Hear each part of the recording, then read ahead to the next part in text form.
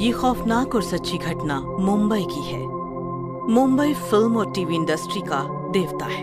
यहाँ हर रोज सैकड़ों फिल्म्स और सीरियल्स की शूटिंग चलती है। रोज हजारों एक्टर्स काम मांगने सड़कों पर उतरते हैं। किसी का करियर बनता है तो किसी की जिंदगी बर्बाद हो जाती है। शनाया भी ऐसी ही एक एक्ट्रेस थी जिसने मुंबई में रहकर खून पसीना एक किया और आज वो टीवी इंडस्ट्री की क्वीन है। आज हालात ऐसे हैं, शनाया शो में ना हो तो शो का टीआरपी ही नहीं बढ़ता। इसीलिए काम देने के लिए शनाया के घर के सामने प्रोड्यूसर्स की लाइन लग जाती है। लाइन तो लगनी ही थी। शनाया बेहद खूबसूरत थी और साथ ही साथ बेहद टैलेंटेड भी। शुरू में उसे तकलीफ हुई, लेकिन बाद में जो ग्रैंड सक्सेस मिला उसने उसे सब कुछ दे दिया। सक्सेस की वजह से शनाया बहुत ही घमंडी हो गई थी। अब इतने सक्सेस के बाद घमंड तो बनता है। शनाया जिस सेट पर जाती उस सेट पर उसके घमंड के किस्से न सुनाए जाएं, ऐसा तो हो ही नहीं सकता। स्पॉट, स्पॉट, चाय लेकर आओ। अभी लाया मैम। स्पॉट ने चाय बनाई और चाय में 2 चम्मच शक्कर घोलने लगा। तभी स्पॉट इंचार्ज आया। ये चाय शनाया मैम की है ना? हाँ, क्या बात है? फेंक इसे, अभी के अभी फेंक और दूसरी चाय बना। पर बात क्या है? मैं कह रहा हूँ ना फेंक। शूटिंग बंद करना है क्या? अपना चेहरा जलवाना है क्या? शनाया मैम के चाय में सिर्फ आधा चम्मच शक्कर गिरती है, समझा? स्पॉट ने फौरन चाय फेंक दी और दूसरी चाय बनाकर उसने आधा चम्मच चीनी डाली। मैम का गुस्सा इतना डेंजर है? तू नया है अभी। ये बात 2 साल पहले की है। इसी प्रोडक्शन की एक सीरियल चल रही थी। शूटिंग होल्ड करो, मुझे चाय पीनी है। अभी लाया मैम। स्पॉट चाय लेकर आया और शनाया चाय पीने लगी। पहला घूंट पीते ही उसने चाय से भरा हुआ कप स्पॉट के चेहरे पर फेंक दिया। स्पॉट का चेहरा जल गया। चाय में शक्कर की दुकान खोल दी क्या? इडियट, पता नहीं चाय के कप में सिर्फ आधा चम्मच शक्कर गिरती है। मोटी हो गई तो सॉस के रोल करती फिरूंगी। निकल यहाँ से और दोबारा अपनी शक्ल न दिखाना मुझे। बेचारी का पूरा चेहरा जल गया होगा। तो तू चेहरे की बात कर रहा है? रात को उसे ही जलाना पड़ा। मतलब वो स्पॉट सबके सामने हुई बेइज्जती बर्दाश्त ना कर पाया। उसने जहर खाकर खुदकुशी कर ली। ये बात बाहर ना जाए इसलिए प्रोडक्शन ने उसी रात उसका अंतिम संस्कार कर दिया। इसलिए कहता हूँ संभल के रहियो। पैकअप हो गया और शनाया अपनी कार में बैठ गई। मलिक, गाड़ी राजवीर साहब के बंगले पर ले चलो। राजवीर शनाया का बॉयफ्रेंड था। जल्द ही दोनों शादी करने वाले थे। शनाया ने राजवीर के साथ प्राइवेट टाइम बिताया और रात के 12 बज गए। बच्चा, अब मैं निकलती हूँ। स्वीटहार्ट, हम कल मॉरिशस घूमने जा रहे हैं। 2 बजे की फ्लाइट है। व्हाट? बेबी बताना चाहिए ना, कल शूटिंग है। एपिसोड बैंक भी नहीं है ज्यादा। मैं कैसे आ सकती हूँ? वो तुम देख लो, जाना तो फाइनल है। ठीक है, मैं आज रात यहीं रुकती हूँ। सुबह 4 बजे की शिफ्ट लगाकर 12 बजे तक शूटिंग करूंगी और फिर हम दोनों निकल जाएंगे। ओके? फिर क्या, शनाया ने प्रोड्यूसर को कॉल करके बता दिया और वो राजवीर के पास रुक गई। सुबह 4 बजे की शिफ्ट थी। शनाया सेट पर पहुंची तो कोई पहुंचा नहीं था। कहा था मैंने 12 बजे पैकअप करना है, फिर भी कोई नहीं आया। आने दो सबको, फिर देखती हूँ। तभी एक नया स्पॉट मेकअप रूम में आया। मैम आपके लिए कुछ लाऊं? नए ज्वाइन हुए हो? हाँ, नाम है बिरजू। कोठारी सर ने बताया 4 बजे की शिफ्ट है तो मैं 3 बजे ही पहुंच गया था। ठीक है, चाय लेकर आओ। बिरजू निकल गया और थोड़ी देर बाद चाय लेकर आया। जैसे ही शनाया ने पहला घूंट पिया, चाय बेहद मीठी थी। उसने झट से चाय का कप बिरजू के चेहरे पर फेंक दिया और नजरें उठाकर बिरजू की तरफ देखा तो उसकी सांसें ही रुक गई। बिरजू का चेहरा ही नहीं, उसका पूरा शरीर जला हुआ था। पूरा शरीर हरे और नीले रंग का था। बिरजू इंसान नहीं, एक भयानक भूत था। भूत नहीं, बिरजू। वही बिरजू जिसके मुंह पर 2 साल पहले तुमने चाय फेंकी थी। सबके सामने बेइज्जती करके जिसे जहर खाने पर मजबूर किया था। घमंडी औरत, मैं तुम्हें छोड़ूंगा नहीं। ये सुनकर शनाया और ज्यादा डर गई और इधर उधर भागने लगी।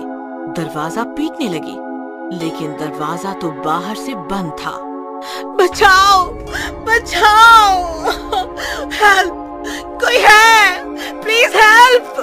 कोई नहीं है, सबको आने में कम से कम आधा घंटा लगेगा, तब तक मैं तुम्हें निपटा दूंगा। ये सुनकर शनाया बिरजू के सामने गिड़गिड़ाने लगी। प्लीज प्लीज मुझे छोड़ दो, मैं अपनी गलती मानती हूँ। तुम जो कहोगे वो मैं करने के लिए तैयार हूँ, पर प्लीज मुझे छोड़ दो, मुझे जाने दो। अगर ऐसा है तो मुझे मेरा वो शरीर लौटा दे जो तुम लोगों ने सुनसान रात में जलाया था। मेरी जान मुझे वापस लौटा दे। ये इम्पॉसिबल है, तुम कुछ और मांगो। अगर ऐसा है तो मुझे और कुछ नहीं चाहिए, मुझे बस तुम्हारी जान चाहिए।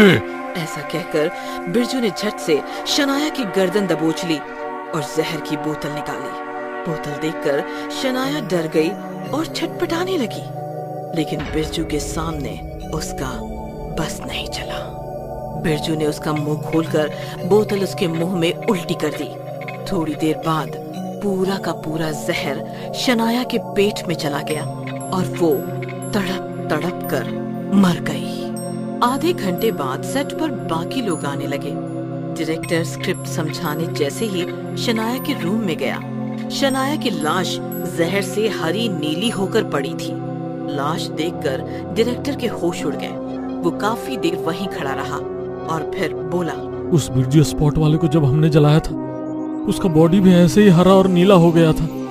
अब मैडम का बॉडी भी ठीक वैसे ही, मतलब। तभी बिरजू के भूत ने पीछे से आकर डायरेक्टर का गला दबाया। मतलब बिरजू इज बैक। अब बिरजू किसी को नहीं छोड़ेगा।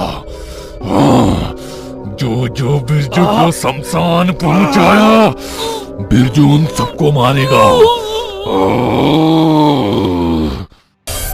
बहुत समय पहले किसी शहर में एक गर्ल्स हॉस्टल हुआ करता था, जहां कॉलेज पढ़ने वाली बहुत सी लड़कियां रहती थीं।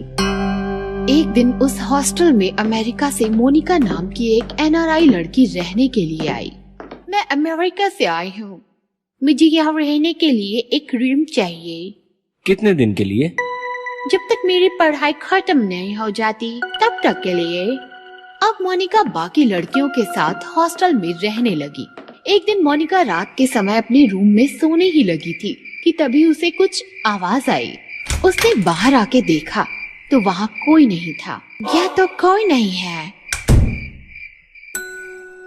अगले दिन वो कुछ लड़कियों के साथ बैठी बातें कर रही थी। तभी सोनिया ने कहा, मैं तो जल्द ही यह हॉस्टल छोड़कर कहीं रहने चली जाऊंगी। मुझे यहाँ बहुत डर लगता है। हाँ, यहाँ रात को बहुत डरावनी आवाजें आती हैं। मैंने भी कुछ आवाज सुनी थी, लेकिन इसमें डरने वाली क्या बात है? तुम नहीं जानती? ये हॉस्टल हॉन्टेड है। हाँ, लोग कहते हैं कि बहुत सालों पहले इस हॉस्टल की जगह पर एक तांत्रिक था जो काले जादू के इस्तेमाल से आत्माओं को कैद करता था। कहते हैं वो तांत्रिक मर गया, लेकिन वो आत्माएं आज भी भूत बनकर यहीं भटकती हैं। ये तुम क्या कह रही हो? तांत्रिक आत्मा हॉन्टेड? ये सच है मोनिका, हम सब जल्द ही यहाँ से चले जाएंगे। तुम भी हमारे साथ चलो। भूत जैसा कुछ नहीं होता, मैं कहीं नहीं जाऊंगी। इस तरह मोनिका ने बाकी लड़कियों की बात को मजाक में उड़ा दिया। उसी रात मोनिका अपने कमरे में सो रही थी, तभी उसे बाहर से कुछ आवाजें आई और वो उठकर बैठ गई। लगता है वो भूत फिर आ गया। उसने कमरे से बाहर आकर देखा तो वहाँ कोई नहीं था। लगता है वो बहुत ही मुझसे डर गया। ये कहकर मोनिका जैसे ही दरवाजा बंद करने लगी, उसे दूर से एक परछाई दिखाई दी। ये किसकी परछाई है? वो परछाई के पीछे चल दी। जैसे जैसे वो परछाई की तरफ जा रही थी, परछाई उससे दूर होती जा रही थी। फिर अचानक परछाई बहुत बड़ी हो गई। ये परछाई बहुत बड़ी हो गई, लेकिन ये परछाई है किसकी? ये सोचकर वो परछाई की तरफ भागने लगी। भागते भागते वो हॉस्टल की खुली छत पर आ गई। खुली छत पर आते ही परछाई गायब हो गई। ये परछाई कहाँ गायब हो गई? चलो, उसे जहाँ जाना था चली गई। मैं जाकर सो जाती हूँ। और ऐसे एक बार फिर मोनिका हॉस्टल में रात को होने वाली हलचल को अनदेखा कर अपने कमरे में आकर सो गई।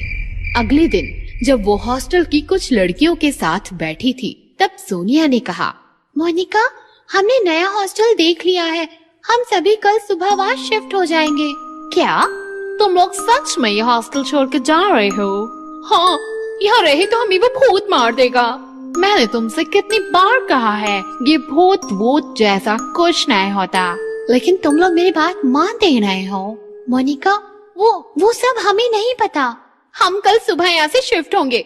अगर तुम्हारा मन बन जाए तो तुम भी आ जाना।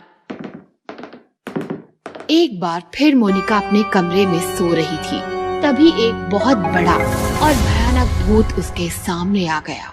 मोनिका, आंखें खोलो, देखो तुमसे मिलने कौन आया है।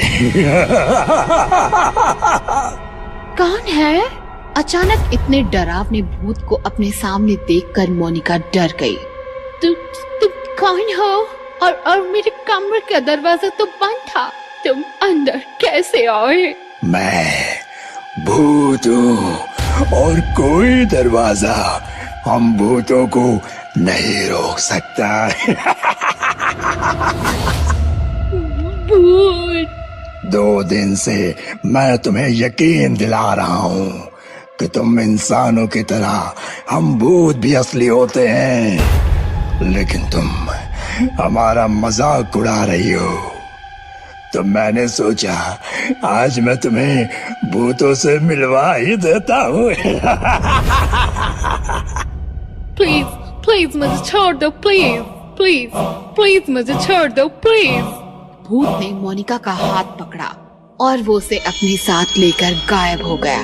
भूत मोनिका को साथ लेकर जमीन के अंदर बने एक पुराने खंडहर में आ गया। मेरे घर में स्वागत है। बताओ क्या लोगी, शेर का खून या इंसान की खोपड़ी?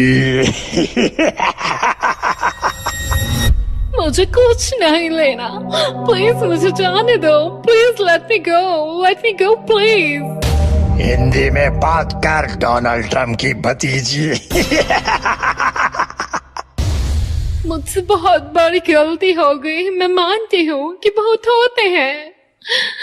ऐसे नहीं, जोर से बोलो। जैसे इंसान होते हैं वैसे ही भूत होते हैं। जैसे इंसान होता है वैसे भूत भी होते हैं, मैं मानती हूँ। ऐसे ही भूत मोनिका को डराता रहा। कुछ समय बाद मोनिका डर के मारे बेहोश होकर गिर गई। लगता है मैंने इसे सबक सिखा दिया। फिर जैसे ही सुबह मोनिका नींद से जागी तो उसने देखा कि वो अपने कमरे में थी। भूत, इस हॉस्टल में भूत है, मुझे यहाँ नहीं रहना। वो जल्दी से अपने कमरे से निकलकर हॉस्टल के बाहर आई। वहाँ सोनिया, रानी और बाकी सभी लड़कियाँ खड़ी थी। सोनिया, मुझे भी अपने साथ ले चलो, इस हॉस्टल में तो सच में भूत है। लेकिन तुम्हारा सामान? मुझे कुछ नहीं चाहिए, बस मुझे यहाँ से ले चलो। इस तरह मोनिका को यकीन हो गया कि गर्ल्स हॉस्टल हॉन्टेड है और वो अपना सामान वहीं छोड़कर वहाँ से भाग खड़ी हुई।